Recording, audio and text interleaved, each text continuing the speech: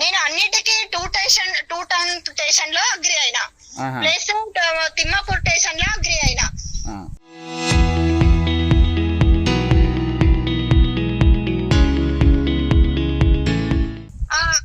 Armoor station లో agri అయినా. మరి ఎక్కడి నుండి కూడా మాకు ఆడపిల్లలు ఉన్నారని ఎక్కడి నుండి కూడా న్యాయం దొరకలేదు. అంటే కాదమ్మా, మీకు ఇబ్బంది ఏంది అసలు? ఆగండి సార్, నేను చెప్తున్నా ఆగండి. చెప్పండి.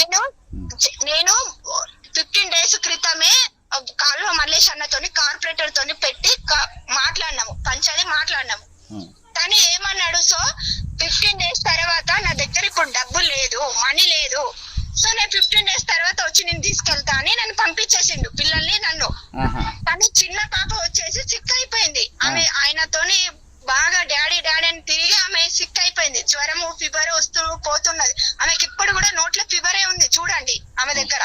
ఇప్పుడు మీ భర్త మీ దగ్గరకు వచ్చి తీసుకొచ్చుకుంటే మళ్ళీ కలిసి ఉండడానికి సిద్ధంగా ఉన్నారా? నేను కలిసి ఉండను, ఎటువంటి చట్ట ప్రకారంగా కూడా నేను అగ్రి కాను. ఇక ముందు అంతా చెప్పగలుగుతా.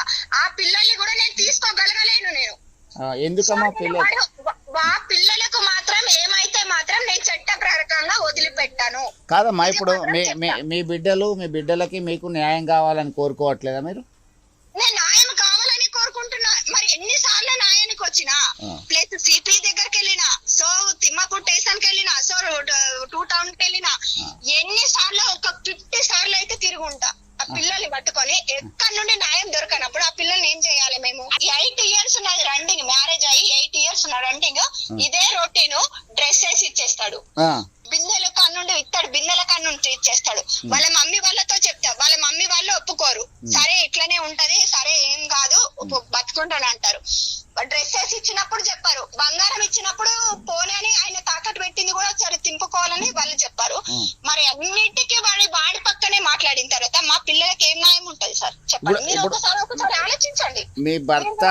మీ భర్త మీరిద్దరు పిల్లలు కలిసి వేరే ఉండడానికి సిద్ధంగా ఉన్నారా? మీ బతికేదో మీరు బావుపేటలో ఆయన నేను బతకను, ఆయనతోని నేను బతకను. ఆ పిల్లల్ని వాడే చూసుకోవాలి. ఇప్పుడు నేను 8 months నేను చూసుకున్నా కదా, వాడు కూడా ఇప్పుడు ఆ పిల్లల ప్రవర్తన ఏంది, వాడి ప్రవర్తన ఏంది, ఇంకా కొన్ని రోజుల తర్వాత కూడా మీకు అర్థం అవుతుంది సార్. వేరే ఇవో ఎవ్వరు లేదైతే గానీ చీరలు డ్రెస్సెస్ అయితే నాది ఇయ్యగలగడు కదా సార్. ఒక్కసారి మీరు అర్థం చేసుకోండి. ఒక అమ్మాయి ఇంటికి వెళ్తే, మమ్మీ వాళ్ళ ఇంటికి వెళ్తే గొడవ పెట్టుకొని చీరలు డ్రెస్సులు కూడా ఇచ్చేస్తారా చెప్పండి సార్? సో నేను దానికి అగ్రీ సార్, దానికి అగ్రీ నేను. చెప్పండి మీరు చెప్పండి. అంటే ఇప్పుడు మీ భర్తకు వేరే ఇల్లీగల్ రిలేషన్షిప్ ఉందంటారా? వేరే ఆమెతో సంబంధాలు ఉన్నాయని మిమ్మల్ని అశ్రద్ధ చేస్తున్నారు అని అంటారా? అంతే కదా సార్. ఇప్పుడు మరి చీరలు డ్రెస్సెస్ పోయినప్పుడు అదే కదా నేను అనుకునేది. మరి సరే ఆయన ఎవరికి ఇచ్చిందో చెప్పమనండి మరి. ఓకే, ఎందుకు నేనేమనుకుంటున్నా, మరి మీరు ఇద్దరు పోలీసులు ప్లస్ సఖీ సెంటర్ వాళ్ళు కౌన్సిలింగ్ పిలిచినప్పుడు మీ బాధ అంతా చెప్పిండ్రా వాళ్ళకి? అక్కడ అన్ని చెప్పినా సార్. మళ్ళీ ఆర్మూర్ స్టేషన్ లో కూడా ఎఫ్ఐఆర్ కూడా బుక్ చేసిన సార్. ఎఫ్ఐఆర్ కూడా బుక్ చేసిన. ఆయన ఇష్టం వచ్చినట్లు వైర్లతోని ఇష్టం వచ్చినట్టు టాకు. నేను కూడా ఒక స్టడీ పర్సనే కదా, ఆయన నాతో ఎట్లుండాలి సరే ఇష్టం వచ్చినట్టు మమ్మీ వాళ్ళని తిట్టడం, ఇష్టం వచ్చినట్టు పిల్లలంటే నేను ఇంకొకళ్ళతో నేను తీసుకోవాలంట. వాడు ఆ చిన్న పిల్లలకు వాడు ఒక తండ్రి అట్లా అనేటప్పుడు వాళ్ళ అమ్మ నాన్న ఎట్లు ఉంచుకుంటారు వాడి ఇంట్లో చెప్పండి మీరు? ఇదే చట్ట ప్రకారంగా మాట్లాడతానే. ఏం చదువుకున్నారమ్మా మీరు? ఏం చదువుకున్నారు? నేను 10th అయిపోయింది. నేను నర్సింగ్ చేసిన సార్. నర్సింగ్ డిప్లొమా అయిపోయింది? లేదు, నర్సింగ్ నేర్చుకున్నా 6 months. జాబ్ చేస్తున్నారా ఇప్పుడు ఏమన్నా? అవును. ఓకే అమ్మా, పిల్లల భవిష్యత్ గురించి కూడా మీరు ఆలోచించాలి. మీరిద్దరు కూడా 8 సంవత్సరాల కింద లవ్ మ్యారేజ్ చేసుకున్నారు. ఇగో నేను చెప్తున్నా, ఒక ఆయన అగ్రి కాడు, ఇక ముందు కూడా వాడు అగ్రి కాడు. ఆ పిల్లల్ని పట్టుకొని వాడు సాధలేడు. నేను ఇది మాత్రం అగ్రి నేను చెప్పగలుగుతా. వాడు వాళ్ళ ఫ్యామిలీతోని నేను సండే రోజు వచ్చిన సార్. 15 days అయిపోయింది. మరి కలిసి ఉందాం రవి, అయిపోయింది అని నేను వాళ్ళ ఇంటికి వెళ్ళిన.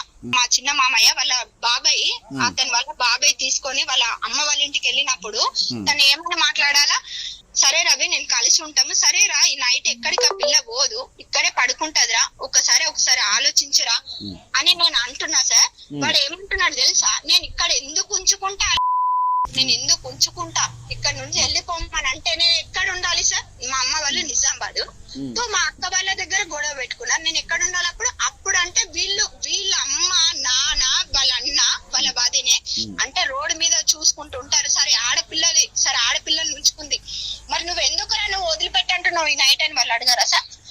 అడిగారా? మీరు ఇక్కడే మీ భర్త దగ్గర మీ అత్తమామలతో ఉండే రైటే మీకు ఉంటది, ఇక్కడే ఉండాలి మీరు. ఉండాలి కదా. ఉండాలి. అయినా కానీ నేను వెళ్ళినా సార్, పెద్ద మనుషులతో మాట్లాడినప్పుడు కూడా, తను పిలిపించినప్పుడు కూడా రాలేదు. పెద్ద మనుషులు కూడా చెప్తున్నారు ఇట్లా కాదమ్మా, ఇట్లా ఆయన ఉండాలి, పెద్దలు చెప్పింది సర్దికపోలా. నేను ఇంకోటితో మా బాబాతో చెప్పేరు ఉందని వాడు అన్నాడు. వాడు చూపించాలా, వాడు నిజంగా మొగోడైతే, వాడు నిజంగా అయితే. ఇగో సార్, మా అక్క వాళ్ళ ఇంటికి ఒక 1 month క్రితము పండగ ఉండే మాది గుడిలో. పండగ ఉన్నందుకు మా అక్క వాళ్ళ ఇంటికి వచ్చిన. మాకు 6 months నుండి గొడవ అయిపోయింది, మేము డివైడ్ ఉన్నాం. అయితే గొడవ అయితే మా అక్క వాళ్ళ ఇంటికి వచ్చిన. వాళ్ళ ఇంటికి వచ్చేసి వీళ్ళ అన్నను వీడు ఇది రెగ్యులేటర్ ఏరియా రా, బయటకు రండి రా అంటే వాళ్ళు ఊకుంటారా సార్? ఒక వయసు పిల్లలు, 3rd year పాప, 2nd year బాబు. ఆ బాబు ఊకుంటాడా? వాళ్ళ మమ్మీని వాళ్ళ డాడీని అన్నప్పుడు ఊకుంటాడా? ఇష్టం వచ్చినట్టు కొడుతాను. వాళ్ళ ఇష్టం, వాళ్ళు వెళ్తారో వెళ్ళారో వాళ్ళ ఇష్టం, వాళ్ళ ఫ్యామిలీ వాళ్ళ ఇష్టం. నువ్వు అనాల్సిన అవసరం లేదు కదా. నీకేమన్నా ఉంటే నాతో ఉండాలి సంబంధం, ఇంకొకరితో ఉండదు కదా. ఇష్టం వచ్చినట్టు తిట్టిండు, చేసిండు. మళ్ళీ వాడితోనే మా అక్క కొడుకు అన్నాడట గొడవలు, వీడి ఇష్టం వచ్చినట్టు తిరిగితే, అవునురా మా డాడీకి 2nd పెళ్ళమే, నువ్వేం చేసుకుంటారో చేసుకపోరా అని అన్నాడంట. వాడు ఎట్లా అన్నాడు అని గొడవ సార్. నువ్వు ఇష్టం వచ్చినట్టు వాడి దగ్గర వీడి దగ్గర పిల్లాడు ఊకుంటాడా సార్? ఆ మాట ఏదో గొడవ 1,00,000 మాటలు వస్తాయి, అది పట్టుకుంటే అవుతుందా సార్? నా పెళ్లి అప్పుడే వాళ్ళు అన్నారు చేసుకోవద్దు, నాకు వాళ్ళతో ఎఫ్ఐఆర్ ఉంది, అది ఇది ఉన్నందుకే కదా నువ్వు నాకు నా మెడలో తాళి కట్టింది. అదే మళ్ళీ నువ్వు రొటీన్ చేస్తూ ఉంటే మళ్ళీ నేను ఎట్లా ఊకుంటా చెప్పండి? అయితే ఒక్కటే అందరు అనుకునేది, పోలీస్ కానీ సఖీ సెంటర్లు కానీ ఏమనుకుంటున్నారు, జరిగిందేదో జరిగింది, మీరిద్దరు కలిసి ఉండి పిల్లల భవిష్యత్ కొరకన్నా ఉండాలి కదా భవిష్యత్తులో అని చెప్పేసి అనుకుంటున్నారు. నేను చట్ట ప్రకారంగా ఉండగలగలేదు సార్, ప్లీజ్ నాకు పర్వాలేదు. నేను ఉండలేను. 8 years నుండి ఇదే సార్ రొటీన్, ఇదే కొట్టడము, తిట్టడము, మీటర్ వైర్లతో కొట్టడము. నేను ఒకసారి స్పృహ తప్పి కూడా 2 స్టేషన్ లో పెట్టినప్పుడు స్పృహ తప్పి కూడా వీళ్ళు బంగారం తీసుకున్నారు. సరే అమ్మా, సరే, నేను మళ్ళీ మీతో కూడా టచ్ లో ఉంటా, మాట్లాడతా. ఇది నా నెంబరే. అవునా సార్? మీరు ఎక్కడ నుండి సార్? నేను కరీంనగర్ నుంచి అమ్మా. ఇప్పుడు మీకు ఈ నెంబర్ ఎవరు ఇచ్చారు? పోలీస్ స్టేషన్ లో ఇచ్చిందమ్మా. Okay sir, right.